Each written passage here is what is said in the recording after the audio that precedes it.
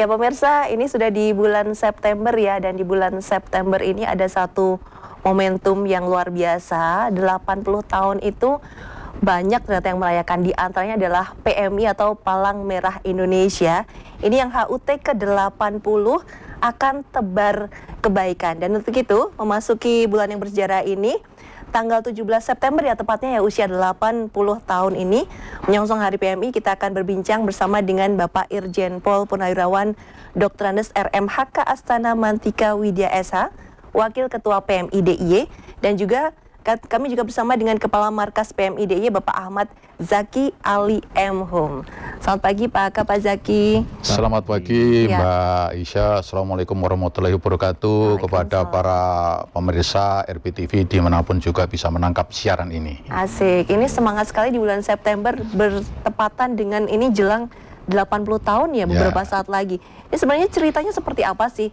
80 tahun itu berarti kan tahun 45 juga ya Pak, kayak seperti apa nih sejarahnya PMI sendiri? Ya, jadi sejarahnya PMI demikian ya. Pada akhir abad 19, awal abad 20, ini seorang pengusaha Henry Dunant itu melihat keprihatinan korban-korban perang ketika itu di Eropa, khususnya di Italia Utara. Kemudian Mas Henry Dunant itu, atau Mr. Henry Dunant ini mengajak relawan-relawan untuk menolong para korban-korban perang itu tanpa membedakan ras, golongan, agama atau apapun, kemanusiaan saja. Nah, ini kemudian sekitar tahun 1870 Eropa sudah mulai ada membentuk badan ini, Palang Merah ini. Red Cross ya. Nah, termasuk Belanda atau Netherlands itu juga membawa ke tempat negara-negara yang menjadi jajahannya, termasuk Hindia Belanda yang sekarang menjadi Indonesia ini, Mbak Isya. Maka di sini dulu sudah ada Palang Merah yang dikuasai oleh Belanda. Nah, ada beberapa dokter muda yang ada di Indonesia atau khususnya ya di Jakarta, ini ingin membentuk. Tapi masih belum bisa karena saling ya dengan Belanda masih belum diizinkan, takut nanti kalau ada nuansa-nuansa politiknya. Kemudian beralih ke Jepang, demikian pula Jepang juga membentuk badan ini. Nah, setelah Jepang tahun 42 itu ke sini, itu ada namanya di Jepang. Nah, kita juga ingin bergabung kembali atau membentuk lagi, tapi mengalami kendala.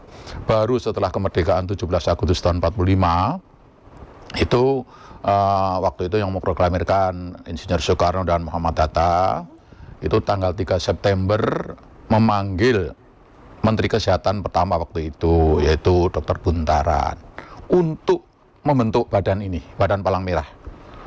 Nah, kemudian apa alasannya beliau? Yang paling penting adalah supaya kita ini bisa memperoleh informasi-informasi dari badan-badan dunia. Karena Palang Merah itu sifatnya netral, di mana juga negara ada. Supaya ada salah satu pengakuan, maka kita membentuk itu. Nah, siapa tahu nanti juga kita bisa minta bantuan-bantuan. Sarana diplomasi. Secara diplomasi lah kita gunakan itu. Maka kemudian membentuk tim 5. Tim 5, kemudian pada tanggal 17 September tahun 45 itu dianggaplah dibentuk Palang Merah Indonesia. Ya itu pertama kali ya. Maka setiap tanggal 17 September tahun berjalan itu selalu diperingati merupakan ulang tahun Palang Merah Indonesia Pusat. Nah, kemudian pada tanggal 19 September itu panitia kecil tadi juga diperintahkan membentuk badan-badan Palang Merah di kota-kota besar yang ada di Nusantara. Nah, baru pada tanggal 29 ini Palang Merah Indonesia cabang Yogyakarta itu terbentuk. Memang namanya cabang Yogyakarta. Namun kemudian wilayahnya bukan wilayah kota Yogyakarta yang sekarang ini. Cabang Yogyakarta ini meliputi wilayah Kesultanan Ngayuk Yogyakarta Hadiningrat dan Kadipaten Pakualaman. Itu wilayahnya itu. Nah, kemudian kita jalan. Nah, atas dasar hal tersebut, ini sementara ini mindset kita bahwa di bulan September tahun 45 itu berdiri Palang Merah Indonesia cabang Yogyakarta. Ternyata setelah kita dalami lebih jauh, itu wilayah DIY. Nah, hal ini kami coba, kami baca-baca, kami cari narasumber, cari-cari sumber-sumber yang ada. Ini kok membingungkan bagi saya. Maka saya kulik terus, akhirnya muncullah saya diskusi dengan rekan-rekan, terutama dengan Gusti Prabu Kusumo selaku Ketua PMI DIY, bagaimana kalau kita menulis buku. Nah, buku ini menggunakan pendekatan sejarah, metodologi sejarah. Tapi bukan sejarah ini. Kami beri nama buku ini 80 tahun PMI DIY. Nah, judulnya itu Dasawindu. 10 kali 8. Ya. Nah, di situ isinya kita menapai 80 tahun perjalanan Palang Merah Indonesia, Daerah Istimewa Yogyakarta. Sejak berdirinya sampai dengan sekarang ini. Apa-apa kegiatan. Itu kira-kira secara singkat berdirinya Palang Merah Indonesia Pusat 17 September sekaligus 29 September tahun 45. Ini kira-kira itu demikian dulu. Oke, ini sekaligus juga menegaskan bahwa pada saat berdiri yang cabang Yogyakarta itu kalau sekarang berarti adalah kabupaten kota termasuk juga di DIY itu ya, Pak ya. Oke, kemudian kalau terkait dengan ketugasan sendiri, tugasnya apa saja sih Palang Merah? Nah, dari awal penugasannya itu yang pertama. Ketika itu ada beberapa penugasan yang khusus. Contohnya ada yang bagian dulu PPPK ya, pertolongan pertama gawat darurat itu. Kemudian membantu korban korban perang ya waktu itu ya khususnya. Kemudian juga akhirnya bergerak di dalam korban kebencanaan. Nah, karena korban perang ini ada yang luka, yang mungkin memerlukan darah, maka Palang Merah Indonesia juga ketika itu sudah mulai mengumpulkan darah, mentransfusi darah untuk didonorkan kepada yang memerlukan. Namun ketika itu dari awal itu kita ini kan peralatan masih sederhana, maka kita hanya bisa mengambil atau menyadap, nanti yang ngolah rumah sakit. Jadi kita bekerja sama dengan rumah sakit awal-awalnya. Tapi sekarang di DIY ini 5 daerah atau 1 kota 4 kabupaten masing-masing sudah punya unit donor darah yang sekarang ini diperlukan. Maka orang tahunya kalau Palang Merah itu urusan darah. Betul. Padahal ada 8 tugas, Mbak. Sesuai dengan Undang-Undang Nomor 1 Tahun 2018 tentang Kepalang Merahan. Antara lain ya, yang pertama yang pertama membantu korban kerusuhan atau konflik bersenjata. Yang kedua menyelenggarakan pengolahan darah. Yang ketiga melestarikan atau membina relawan. Nah, nanti relawan ini ada, samping saya akan cerita nanti Mas Yaki nanti apa kegiatan-kegiatannya. Kemudian yang keempat mengadakan latihan tentang Kepalang Merahan. Kemudian berikutnya yang kelima mensosialisasikan kegiatan-kegiatan Kepalang Merahan. Nah, sekarang ini saya terima kasih kepada RBTV yang memberikan kesempatan untuk paling tidak saya bisa menyampaikan ini tugasnya Palang Merah. Yang keenam, membantu tugas-tugas korban bencana atau membantu korban bencana. Kemudian yang ketujuh, itu kita melaksanakan tugas-tugas di bidang kesehatan dan sosial. Dan kedelapan, membantu pemerintah dalam rangka kegiatan kemanusiaan. Antara lain, nah beberapa waktu yang lalu, beberapa hari yang lalu, seminggu ini, ada adik-adik, rekan-rekan itu yang melaksanakan kegiatan untuk demokratisasinya. Nah, kita standby untuk menolong korban-korban itu yang kemanusiaan sifatnya kita. Jadi kita membawa seperti itu dan kami standby kan. Jadi seluruh PMI yang ada di DIY ini, di bawah kendali ini, Kepala Markas, ini langsung turun ke lapangan, pada kita standby selama 2 hari. Untuk siapa tahu kita untuk diperlukan, kita sudah mendekat ke tempatnya. Kira-kira demikian. Kalau emergency sudah aman. Sudah kita mendekat. Dikondisikan. Ya, sudah saya kondisikan, saya siapkan dengan relawan-relawan kita. Kalau tadi kan Pak Hakam menyampaikan kan ketugasannya ini nggak cuma terkait dengan kebutuhan darah saja ya. Tidak, ada 8 tadi. Ada 8 tadi itu. Tapi ini kalau dari nuansa seragamnya ini nuansa merah juga nih Bapak ya? Ya, jadi kita ini ya paling tidak kita punya seragam ya. Ada yang putih biru, ada yang biru-biru, kemudian ada yang batik. Nah, kalau ini itu supaya apa? Dari jauh itu kelihatan. Kalau kita di lapangan itu kelihatan. Ini tim PMI langsung. Iya, itu tim PMI dan TMI itu manakala kita pakai lambang PMI ini, kita dilindungi, kita netral. Dalam keadaan perang pun kita netral, karena dilindungi oleh undang-undang, bahkan konvensi dunia. Kita tidak boleh menjadi korban. Namun demikian, ya, tadi sejarah PMI dari Yogyakarta tadi, ini saya temukan lagi dokumen. Pada tanggal 17 Oktober tahun 45, ini ada maklumat nomor 06. Ini saya ketemukan di salah satu diorama di Benteng Vandenberg. Itu isinya Sultan Hamengkubuwono IX dan Sri Paduka Pakualam VIII memerintahkan kepada jabatan kesehatan, rumah sakit, dokter dan Palang Merah Indonesia untuk membantu perjuangan TKR. Dan ini jalan, ini ada beberapa tempat yang saya lihat, saya cari, saya kulik, saya kunjungi. Ada di Tegalrejo, di daerah Pleret sana. Itu dulu ada markas yang kemudian 1 kilo dari situ kira-kira kurang lebih itu untuk rumah sakit daruratnya.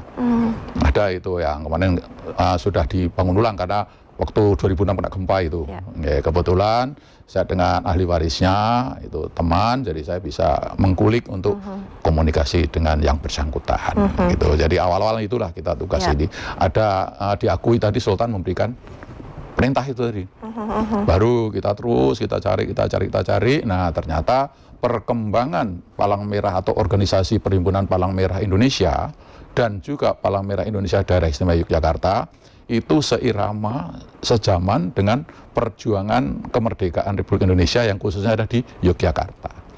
Bahkan ketika tanggal 4 Januari tahun 46 ibu kota Republik Indonesia pindah ke Jogja, itu markas Palang Merah Pusat juga pindah ke Jogja ikut. Gitu loh. Jadi kita ini sudah dari awal udah ngikut, bahkan lahirnya Undang-Undang Nomor 1 Tahun 2018 tentang Kepalang Merahan. Ini Palang Merah Indonesia Daerah Istimewa Yogyakarta juga ada peranannya waktu itu untuk mendorong supaya segera disahkan. Prosesnya agak lama waktu itu. Jadi kita sempat ya kita minta ke DPRD, ke tempat-tempat yang tokoh-tokoh untuk kita bisa mendukung, mendorong segera terbitnya itu tadi. Kira-kira demikian, Mbak. Iya, siap. Saya geser ke Pak Zaki dulu nih. Kalau dari ketugasan kan ternyata ada banyak Bapak ya, ada 8 sendiri. Nih kalau implementasinya di saat sekarang ini seperti apa, Pak? Kalau di saat sekarang ini situasi Indonesia Yogyakarta kita tadi sampaikan Pak Haka, kita standby mempersiapkan diri untuk membantu masyarakat di situasi-situasi tertentu. Tapi tadi mungkin yang Mbak Isya menyampaikan bahwa tidak hanya kemudian ketugasan relawan, ketugasannya standby melakukan pelayanan, tapi kita juga harus melakukan pembinaan dan peningkatan kapasitas relawan. Nah, salah satunya nanti di akhir September, Mbak, kita akan melaksanakan Jumtek. Apa itu Jumtek? Itu adalah Jumbara dan Temu Karya. Jadi mungkin minggu-minggu ini nih ada 70 relawan lebih kita standby untuk mengantisipasi situasi yang ada. Kalau tidak ada apa-apa ya syukur alhamdulillah damai. Tapi kalau ada apa-apa kita sudah siap untuk membantu. Tapi nanti di akhir September kita akan mengumpulkan seluruh relawan. Kurang lebih ada 300 orang relawan dari mulai PMR, kemudian KSR, TSR, donor darah sukarela kita kumpulkan untuk sama-sama melakukan diskusi pembinaan relawan, peningkatan kapasitas, evaluasi di dalam forum Jumbara dan Temu Karya. Oke, itu Jumbara dan Temu Karya itu rutin diselenggarakan setiap tahun atau bagaimana? Nah, Jumbara Temu Karya itu 5 tahun sekali. 5 tahun sekali. Di level provinsi. Di level nasional nanti juga ada Jumbara Nasional dan Temu Karya Nasional. Nah, itu. Kalau di provinsi ini yang kedua. Yang sebelumnya berada kita laksanakan di Gunung Kidul 2019 kita laksanakan di situ. Ini yang kedua. Ini istilahnya ajang temu, ajang lebarannya relawan lah se-Yogyakarta kita ketemu, berekspresi, berkolaborasi. Jadi ada Jumbara dan Temu Karya, Jumpa Bakti Gembira dan Temu Karya. Ini banyak kegiatan, banyak sekali kegiatan, Mbak. Ada 3 kategori. Ada Jumpa Temu, kemudian Bakti Karya, sama Sahabat Gembira. Nah, kalau Jumpa Temu ini kegiatannya lebih ke pertemuan, diskusi, ada 10 kegiatan. Ada mulai workshop jurnalistik, kemudian bedah buku pedoman relawan, kemudian bagaimana cara penggunaan lambang, seragam tadi yang ditanyakan merah-merah itu kapan sih digunakan, putih kapan sekarang itu sudah ada. Kemudian ngobrol bareng relawan mungkin kan juga ada keluh kesahnya. Bagaimana supaya lebih meningkat, bagaimana pelayanan meningkat. Nah, itu kita fasilitasi untuk ada diskusi. Kemudian ada ada Satuan Pendidikan Aman Bencana yang sudah dilakukan teman-teman relawan, kita diskusikan bagaimana sih kemudian yang sudah dilakukan, hal-hal baik apa yang kemudian sudah ditemukan, kesiapsiagaan bencana. Sama terakhir nih ada kegiatan ini yang baru, aksi merespon peringatan dini. Jadi ini sudah dikembangkan, tapi kemudian kita branding, kita kemudian sebarluaskan supaya aksi-aksi antisipasi kaitannya dengan bencana itu kita lebih responsif. Nah, kira-kira itulah Mbak kegiatannya. Bisa memotong waktu lebih efisien lagi gitu ya. Kadang-kadang kita gini, ada bencana nih, BMKG memberikan peringatan, mau hujan badai dan sebagainya, tapi kan kita harus siap. Nah, aksi merespon peringatan dini ini harus sekarang kemudian dikembangkan. Entah kemudian kalau PM ini petugasnya harus siap dulu nih, sebelum masa nanti yang ditolong lebih siap daripada yang kita harus siap dulu. Mulai peralatan, SDM kita siapkan. Oke, baik. Kemudian kalau terkait dengan peringatan tahun ini, Tebar Kebaikan itu kegiatannya apa saja? Tapi jawabnya nanti kita akan jeda dulu. Pemirsa juga jangan kemana-mana, kami akan kembali untuk Anda di obrolan pagi usai jeda berikut ini.